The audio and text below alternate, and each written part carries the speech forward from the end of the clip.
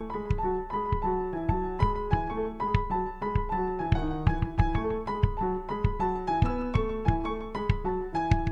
everyone, this is Sukanya. And I'm Nishtha. And we welcome you to yet another episode of Intersectional Feminism Desi Style, brought to you by Feminism in India. This is the 6th episode of the podcast, which means we're kind of halfway through our journey of this season. And we've talked about the internet a lot. We've talked about OTT, we've talked about how content is becoming digital. And again, something that we've said a lot, the pandemic has shown how important a role internet is playing in our content consumption. Now, we've talked about films, we've talked about TV, but there is a whole other vertical of content creation that we have seen gain so much traction recently.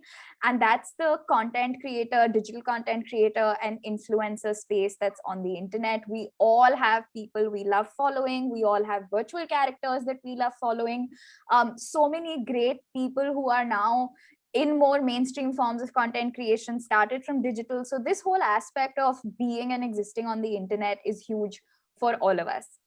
But like with everything, and like we at FII very firmly believe, there is nothing that exists that is not political. Everything is political. So even the advent of consuming content on the internet is political. And the fact is that it also comes with a lot of personal politics that are involved, because you are, as a person, engaging with your audiences directly. And there's a lot of layers to that we are hoping to unpack in this very fun episode about influencer culture and content creation on the internet.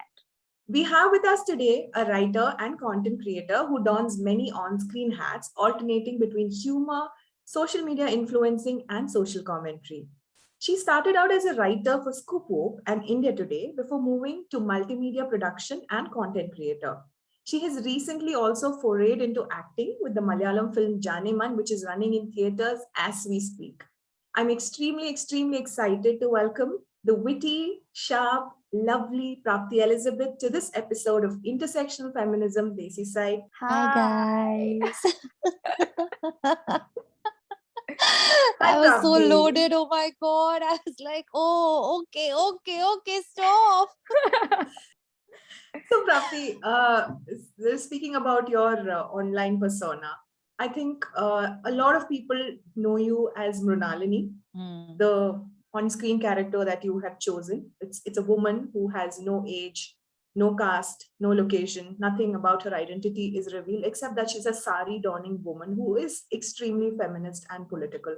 And you've used this character to speak about politics. You have spoken about the Environment Protection Act, you've spoken about the farmers' protest. So this is a character that you use along with humor to also delve into political aspects of our society, do social commentary, etc.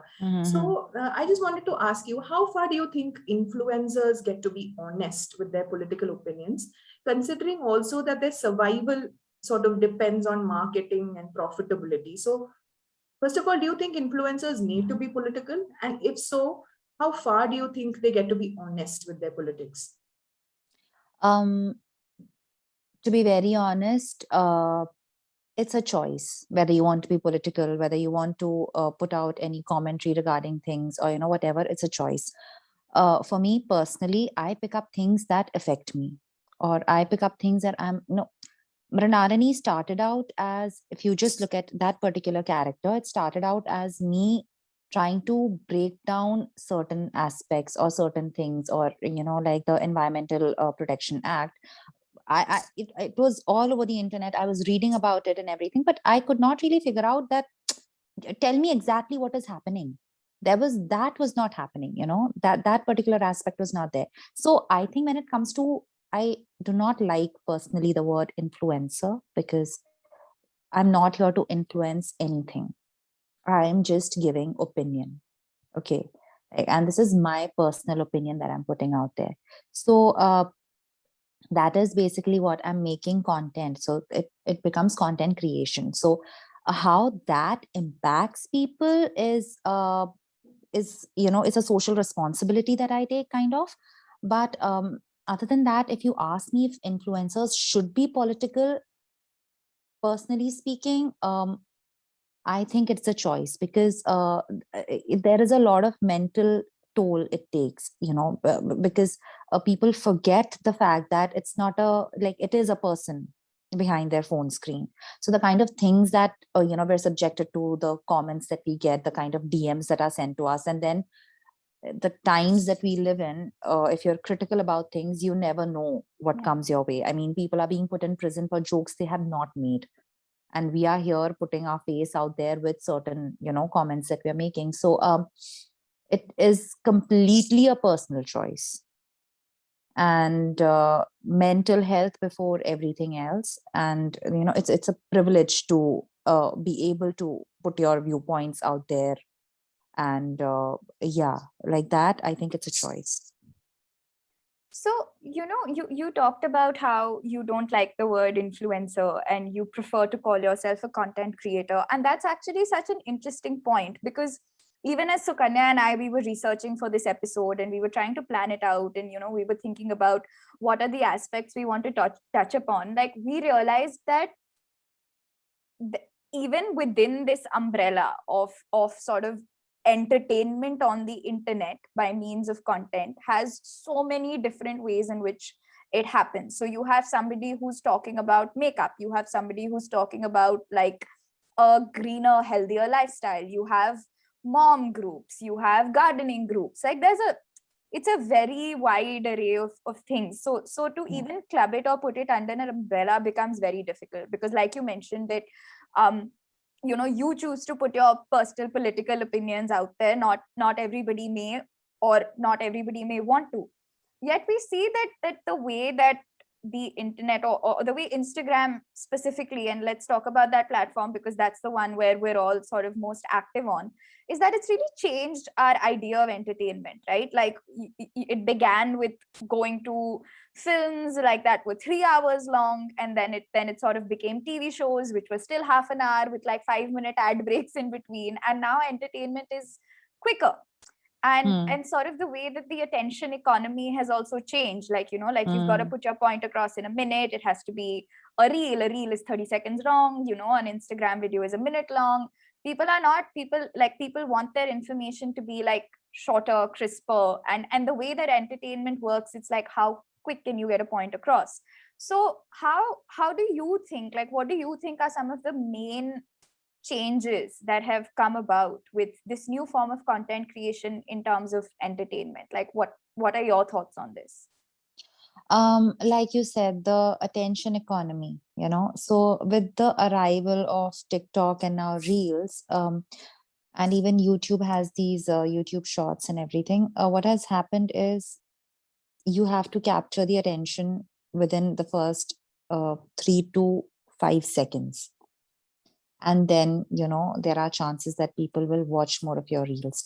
But other than that, I have no real comment here, because what Instagram has done is it has made, or TikTok or the internet, what it has done is it has made entertainment accessible to people much more than Right. much more than I think television or movies, for that matter. I did not grow up watching movies. My parents were strictly of the idea that only half an hour a day should be given to television. And my father used to consider watching movies waste of time, although his entire 18 plus ke baad, his entire, like for 2-3 years, he was that first day first show kind of guy. Yeah. Okay. So I was like, okay, wow. And so so I had to, my only source of entertainment was reading, which also I had to hide from my family. But what I'm actually saying is, what I might be talking from a point of privilege, but mostly I see almost everybody has a smartphone. Like, um it's very easy now, right? You just need to have an internet pack. You need to download the app and you can just scroll through and watch. If you want, you can even put yourself out there. Yeah. So in that way, I just think it has become very accessible. And I also know that certain industries do look down upon content creation. And there was this comment that was made that it is only because of lockdown that, you were able to do well, or, content creators did well. And I was just like, oh, okay. Do But you think so? I think that comes from a fairly ill-informed space, because I mean, Very ill-informed, because yeah. like, if you know how widely well the internet and the people who make content on it are doing, you wouldn't be making that statement. So I don't argue with men now. I just let them talk. I'm just like, yeah, you say whatever you want to, and please let me be. So yeah. While we're on the whole topic of not responding to men and just letting them say what they want to say and just be, I also want to ask you that, see, being a woman, making comments on social issues and misogyny and making sarcastic, reels and content about how women are treated, how women are seen, about the dating situation and all of that, you put out a fairly good amount of your feminist, affinities out there, and I'm sure you receive a lot of comments and a lot of DMs, etc. Some of them might be nice, some of them might not be nice, and some of them might really be really bad. So being a woman and putting yourself out there in so many capacities, and like you said, putting a face to who you are and putting yourself out there, it is threatening, it is scary.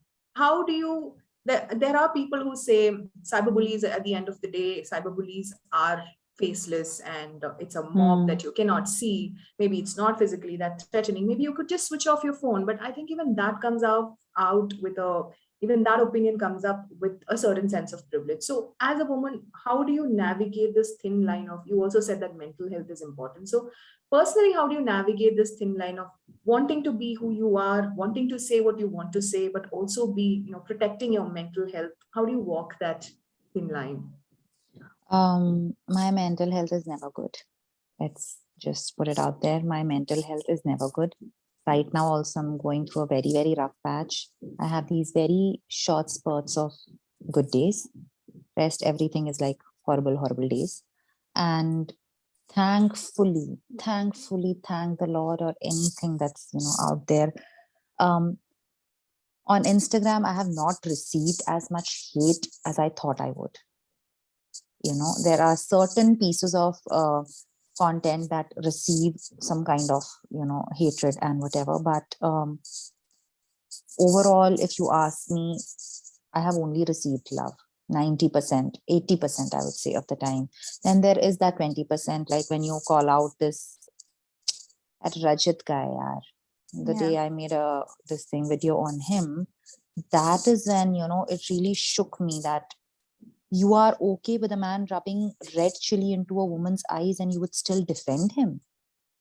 And the way these people came to his defense, I'm not even, now there are like some tidbits of content that I make for YouTube. Otherwise, back then I wasn't even active on my YouTube channel, nothing. And I was dragged through that is why, if I'm making Mrinalini now, I take my own sweet time, no matter what the issue is and everything, because back then when that thing happened for 3 months, I could not post anything. Like, it was becoming very difficult for me to post, as in, so I was posting, but it was just this very tough time.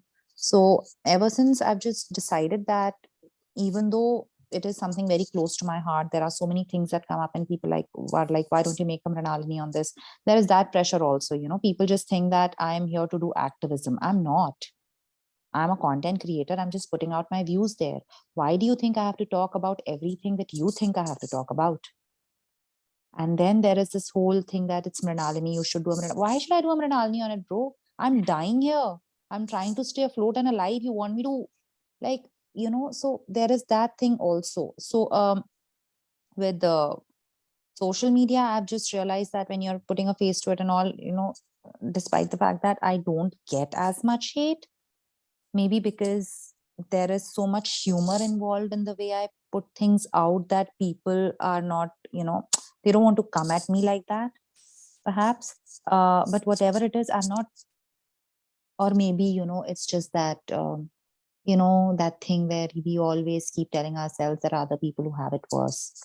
It could be anything. But the thing is, it has been fairly, I would say, not so bad. But yeah, I'm dealing with it with a very, very, very expensive therapy. I am making my therapist rich.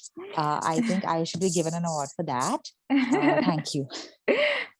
Yeah, no, but it's you're right. I mean, it's very unfortunate, the kind of entitlement that a lot of people on the internet have, where they can just come into your DMs and say whatever. And what the hell is with the rape threats, bro? Yeah, like what the hell?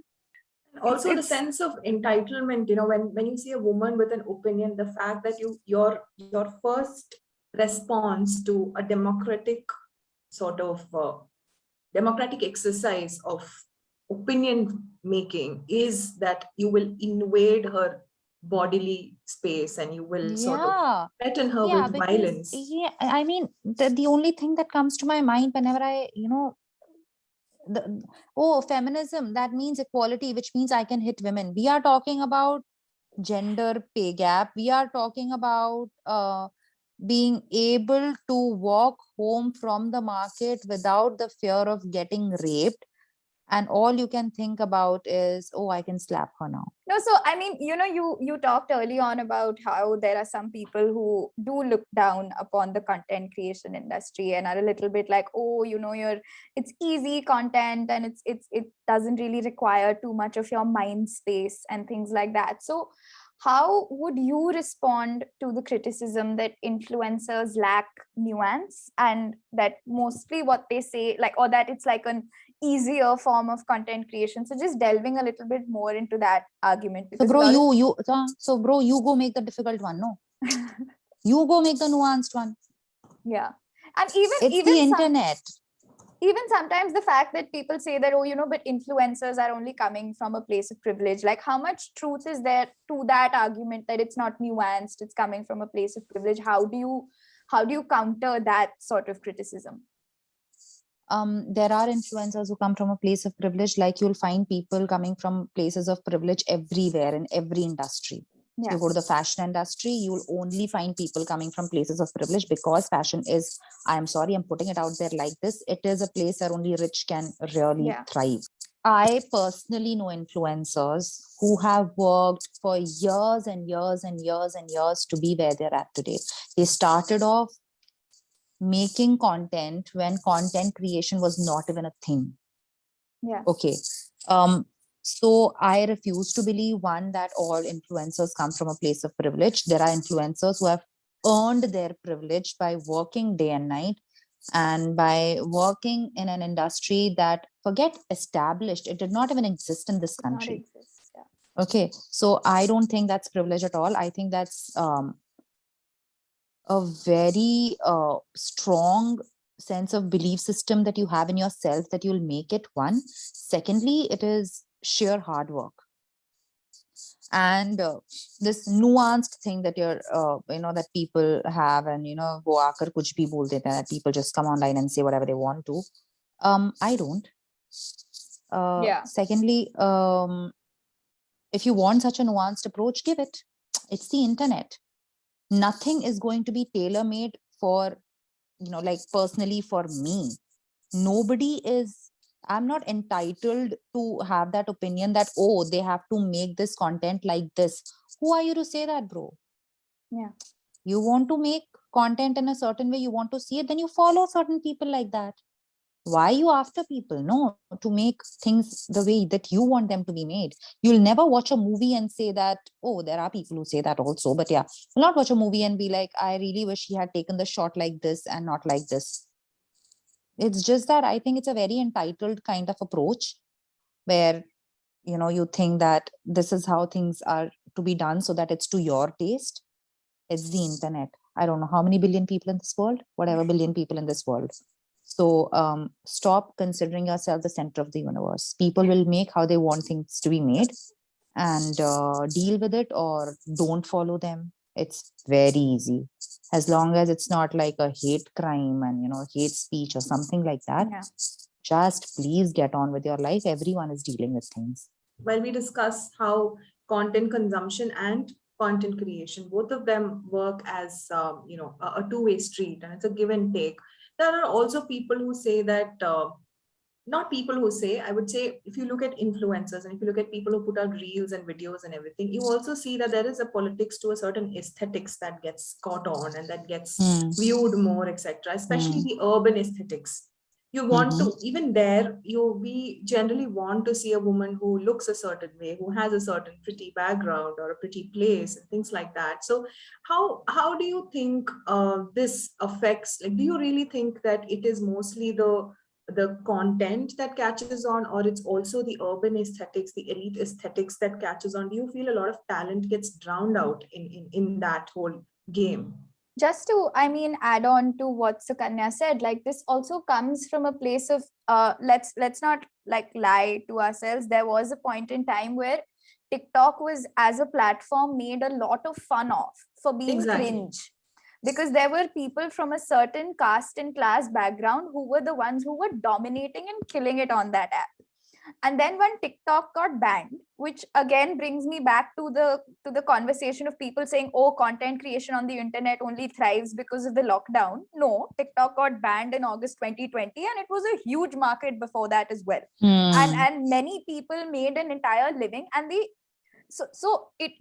but there was also a certain section of the internet that made fun of what was going on TikTok, that took a lot of pride in like being like, oh my god, TikTok, it's so cringe and this and that. Now when you have the same format being replicated on something like an Instagram, which again becomes a place which for a very long time was dominated by a certain aesthetic. So even the fact that, oh, this place is very Instagrammable, this cafe is so, it's very, the aesthetics are very Instagram worthy. Like, you kind of see that, oh, now everybody is making reels, but the kind of performers and the creators that we saw on TikTok, when they try to replicate it on Instagram, a lot of it got lost along the way. So how do you think there, when you talked about sort of the democratization that's come in with the internet, where you have a smartphone and you have this thing, how much do urban aesthetics play a role on a platform like an Instagram vis-a-vis a TikTok? It plays a very important role. It plays a huge role. Although it's happening now that, it's only when it comes to particular genres like fashion or things like that people want to see a certain kind of aesthetic, a certain kind of beauty to it. Earlier, I remember I used to be very conscious about what background is gonna show, and while shooting a reel or something. And later, or at least now, I'm mostly just lying in bed and shooting a reel. Yeah. Okay. There are like TikTok creators I know who came from a particular class and caste background, like you put it out there. And if they make content on Instagram, I have seen it not work. Okay. So yes, Instagram is very, very classist. It's very elitist. And it would be wrong of me to say that if you belong to a certain background, you will not do well on Instagram, because there are certain creators who do well despite all that. But it is not as democratic or as this thing as TikTok was. TikTok gave everybody a chance, man. TikTok was this place where, like, you cannot use hashtags and find people on TikTok, or, find certain content on TikTok. It is what you used to scroll through and like, which made, TikTok gather that algo and give you that kind of content. I think banning TikTok did take away a lot of livelihood from a lot of people. There are people who come from this extremely privileged opinion, and they say that if you are talented enough and if you could start something on TikTok, then it's pretty clear that you can also start something on an Instagram or something like that. And I'm like, so you are saying that someone built, if you look at it in a very metaphorical sort of an example, someone builds an empire starts from scratch and builds this whole beautiful thing. And one fine day, something happens and it all breaks down. And this person's displaced also, perhaps. You're saying that it will be equally easy to start from scratch. Like, when you're on a particular platform like TikTok and you've started there, you know what your audience wants, you know what's working, you have figured out that entire algorithm. But then you're moving, when you're moving to another app like Instagram, which comes with its elitism, how do you expect a certain class group to do well there? Yeah. So, बहुत ही privileged जगह है Instagram, like it's there.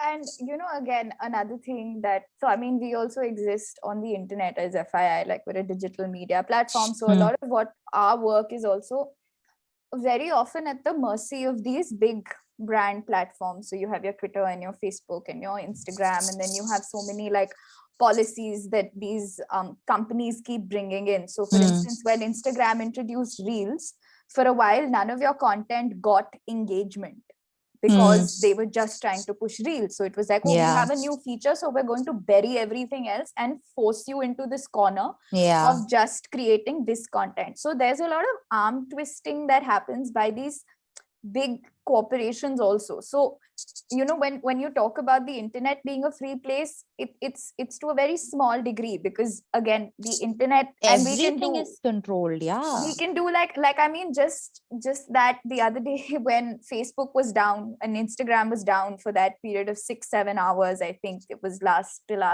week or last month or something like that. And there were a lot of these memes where it was like, oh, influencers are like, where do I work now, because the platform is down. And that's sure, it's like, it was funny when everyone saw it, but it's actually kind of sad because it's true. The same thing happened to so many people when TikTok got banned, that they just didn't have a livelihood anymore. So how do you navigate sort of this thing of, oh, suddenly one day your engagement may just go down, suddenly one day you may just not be reaching as many accounts as you do, or may not be that visible, and it's no one really understands it. There's no clear cut sort of transparency when it comes to the very platform that you're engaging with. We are at the mercy of them, is my thought on that. Like, yeah, that is true. If they introduce a new feature, it's not like, how do I put it? It's not like, they will take down the traction for other things. It's just that they will push this one thing more.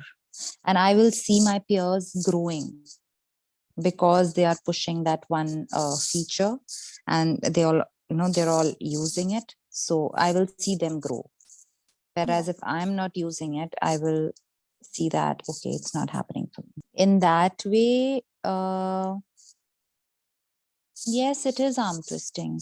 It is arm twisting. And all I can say is that we are at their mercy in that regard. We're getting to the end of the podcast. And before we wrap up, I really want to ask you this about self-censorship. Now, we've spoken about how the group of people that we interact with, people who consume our content, try to sort of censor you, and how you deal with that personally as well as a public figure. As a woman, how do you deal with a sense of, do you experience a sense of self-censorship? You feel that, oh, if I say this, am I supposed to say? Of course. 100%. Is what is your fear, Prapti? Is my mother listening to this? Is somebody I know listening? What is your fear? Forget everything else. Forget about my family and everything. I have realized that if I live in Kerala, I'll be censoring myself a lot more than I'm censoring my opinions in Delhi as a woman. Okay. Right. Political opinions, I think it won't really, and like if I'm down south, it won't really have so much of an impact as me being a woman will be expressing my opinions as a woman for womanhood. And that is something that I saw in these 2 trips and how people treat you and everything. I remember, I mean, obviously they there would be certain like Mrinalini was the one thing that was extremely popular. I realized when I was there, and mostly people, when they know of me, they know of Mrinalini. So when I was called, for this particular piece of work, and like someone asked me that, are you a feminist? What have you been watching on my Instagram? What made you call me? There is a brohood that exists, and you not conforming to that is a problem. Right. Jadakari, basically, and you will be and it won't be like being called a Jadakari is a joke. You'll be bullied for that. Yes, Prapti, we've come to the end of this podcast, and it's been fun talking to you as usual. But it's also we see you talking about social issues. We see you joking around. We see you making a lot of content, and we see you staunchly vouching against Saradin on Instagram. Yeah, dude, why do you guys have sardines? Yeah, what is wrong with you all? Oh my, and the fact that now people eat that disgusting, or I don't know, it's not even edible, whatever it is, whatever you want to call it. And then I they love think it. of me. This is the Prapti that we see online, but it's also very, very, very moving to also see a Prapti who's vocal about mental health, who speaks about her anxieties while putting out content. I think you've really humanized the whole influencer, content creator image for us, and we hope the audience also looks at it that way. Thank you so much, Prapti. This was so much fun. Thank you. Thank you for having me. I used to there was a time when I applied to FII as a writer. Nobody really called me back, just putting it out there. We'll tell our boss. Yeah, please do let her know. And yeah, that's it. This is the Prapti that we see online, but it's also very, very, very moving to also see a Prapti who's vocal about mental health, who speaks about her anxieties while putting out content. I think you've really humanized the whole influencer, content creator image for us, and we hope the audience also looks at it that way. Thank you so much, Prapti. This was so much fun. Thank you. Thank you for having me. I used to there was a time when I applied to FII as a writer. Nobody really called me back, just putting it out there. We'll tell our boss. Yeah, please do let her know. And yeah, that's it. Again, thank you so much, Prapti, for coming today. And to our listeners who tuned in, thank you for listening. We will be back next to next Thursday with a new episode. So do tune in for that as well. Once again, thank you for listening.